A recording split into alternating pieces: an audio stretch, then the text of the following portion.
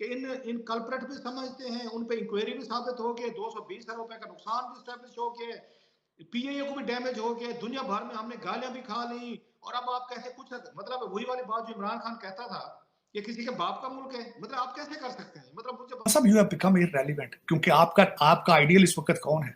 अफगानिस्तान, तालिबान। आप कहते हैं हम तालिबान बनना चाहते हैं। आपने इस्लामाबाद में तालिबान के झंडे लहराए थे। पाकिस्तान आइसोलेटेड महसूस होने लगा। पाकिस्तान की अहमियत बिल्कुल ही खत्म हो गई इंटरनेशनल।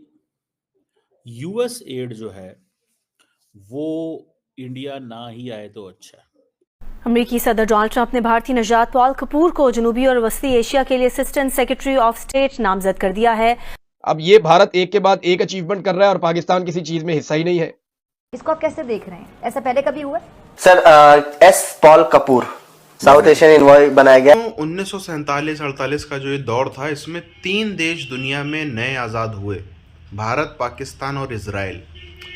भारत के पास में पहले से हम अगर देखें तो अब आजकल क्या स्थिति है कि हमारे पास में कब कौन से देश का इनविटेशन आ जाए, कब कौन से देश का लीडर हमारे यहाँ आना चाहता है, कब कौन से देश का लीडर, राजा XYZ प्रेसिडेंट हमको बुला रहा है, हमारे प्राइम मिनिस्टर को बुला रहा है, हमारे संग में डील्स कर रहा है, हमारे यहाँ पे इन्वेस्टमेंट लेके आ रहा है, सब कुछ चल रहा है।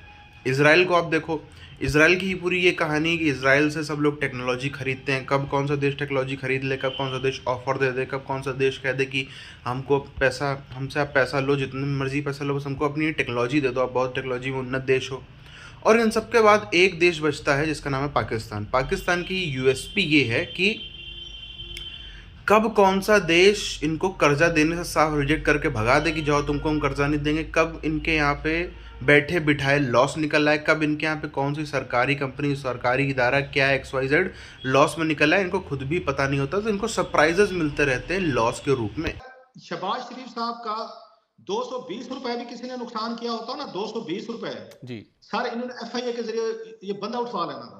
ख्वाजा आसिफ साहब का 220 रुपए किसी ने देना होता, ना देता, ख्वाजा साहब ने उसका जीना हराम कर देना था पाकिस्तान में। सर मैं मिसालें दे रहा हूँ, ये वजीर जो बैठे थे, इनका किसी ने कोई अगर 220 कोई करोड़ तो छोड़े, 220 लाख रुपए का नुकसान कर देते, ये फैसला नहीं होता, आपका ख्याल है?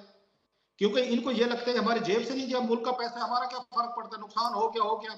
ये क्या करना चाह रहे हैं, ये उस फार्मूले पे चल रहे हैं ताकि कल को ये हुकूमत में है तो कोई हमारे एक्ट का फॉर्मेशन कमीशन ना पकड़े। कि इन कल्प्रेट भी समझते हैं, उन पे इंक्वायरी भी साबित हो गई, 220 अरब रुपए का नुकसान भी स्टैब्लिश हो गया, पीएए को भी डैमेज हो गया, दुनिया भर में हमने गालियां भी खा ली। और अब आप कैसे कुछ, मतलब वही वाली बात जो इमरान खान कहता था कि किसी के बाप का मुल्क है, मतलब आप कैसे कर सकते हैं? मतलब मुझे सारी ये सीधा ये शहबाज शरीफ साहब क्योंकि खुद मसरूफ जेलों में रहे हैं, इन पे स्कैंडल रहे हैं, इन पे बहुत सारी मनी लॉन्ड्रिंग के केसेस थे, तो लिहाजा ये मोस्टली कैबिनेट में जो लोग बैठे हुए, मोस्टली सारे नहीं, इन पे तो बड़े बड़े मुकदमे थे, इन पे बड़े बड़े केसेस थे।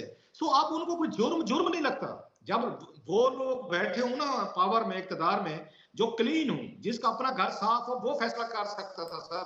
जब प्राइम मिनिस्टर आपका उसमें रहा हो, स्कैंडल जदा हो, और उसके बाद आपकी कैबिनेट के वजीर स्कैंडल जदा हो, नैब जदा हो, नैब के कवानीन बदलने के बाद आपने क्लीन चिट्स ली हुई हो, तो फिर आपके अंदर मॉरल करेज नहीं होती।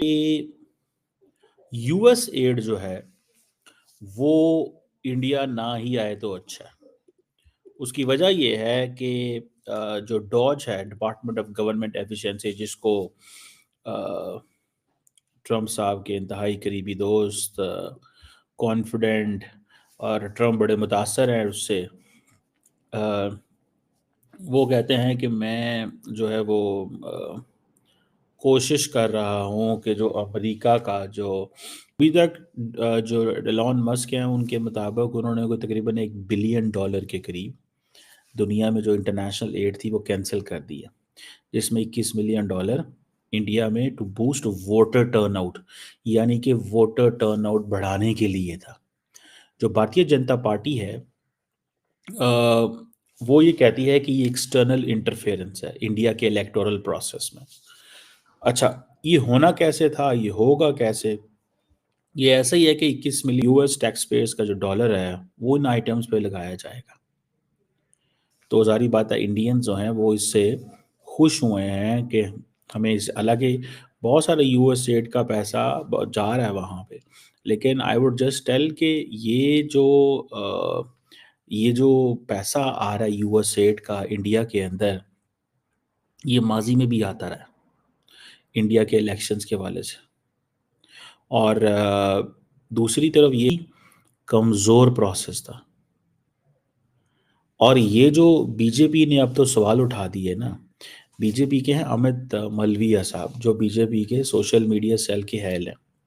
उन्होंने कहा ये फॉरेन फंडिंग के जो इसका क्या कंसर्न था, ये इंटरफेरेंस है, एक्सटर्नल इंटरफेरेंस है इंडिया के इलेक्टोरल प्रोसेस के अंदर, और इसमें ये आना ही नहीं चाहिए। और ये बीजेपी जो है वो आम आदमी पार्टी को अर्बन एक्सेलिस कहती थी।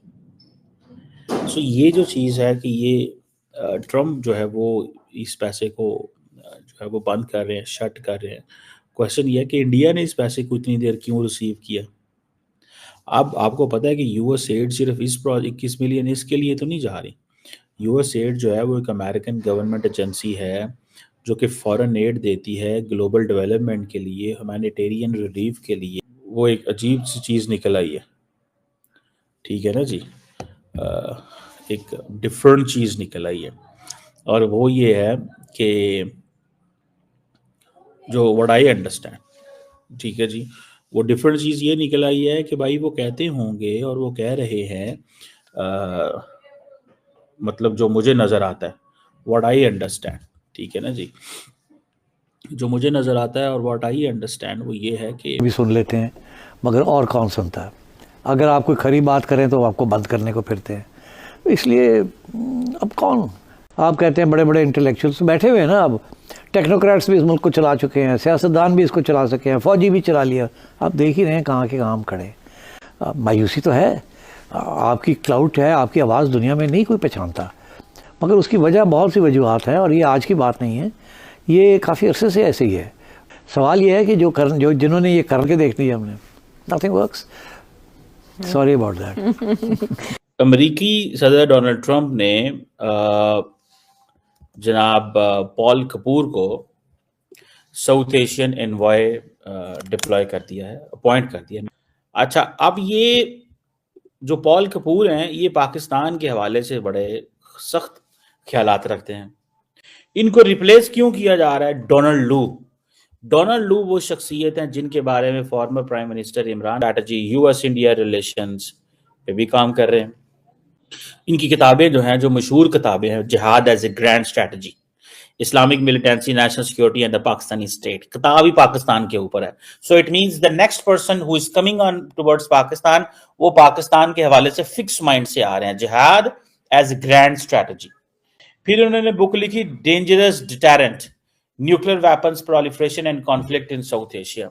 जारी बात है, इसमें न्यूक्लियर वेपन्स प्रोलिफरेशन में लिखा होगा कि इंडिया को सीरियस खतरा है। पाकिस्तान ने कोशिश बहुत की और शुरुआत के 2-3 दशकों में वो अच्छा सक्सेसफुल भी रहा, घेराबंदी करने में भारत की भी, और अपनी एक आइडेंटिटी अलग बनाने में।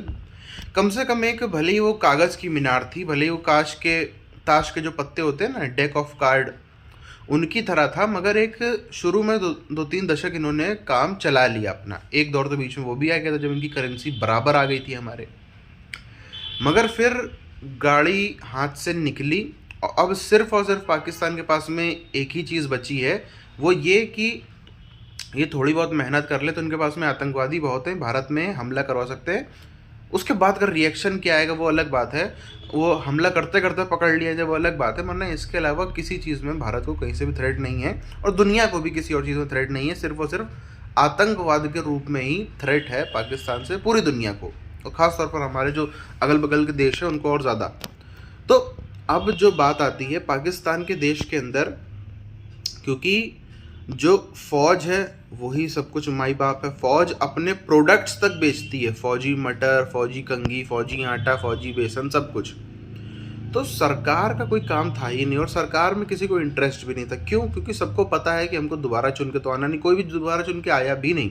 दोबारा चुन के आना छोड़िए, 5 साल किसी ने कंप्लीट नहीं किए। 4 साल कंप्लीट करने वाले मात्र 3 PM हैं पाकिस्तान में, जो 22-24 हैं उनमें से मात्र 3 ने 4 साल किए, वरना 2 साल, 2.5 साल, एक साल में भी मैक्सिमम 3 साल आते आते सबका विकेट गिर जाता है। अभी भी विकेट गिरेगा, अभी तो 1 साल हुआ ना, 1-2 साल में शहबाज शरीफ का विकेट गिर जाएगा, पता है लौट के दोबारा आना नहीं। तो जितना पैसा चीर सकते हो, जितना पैसा कमा सकते हो, सब छाप डालो।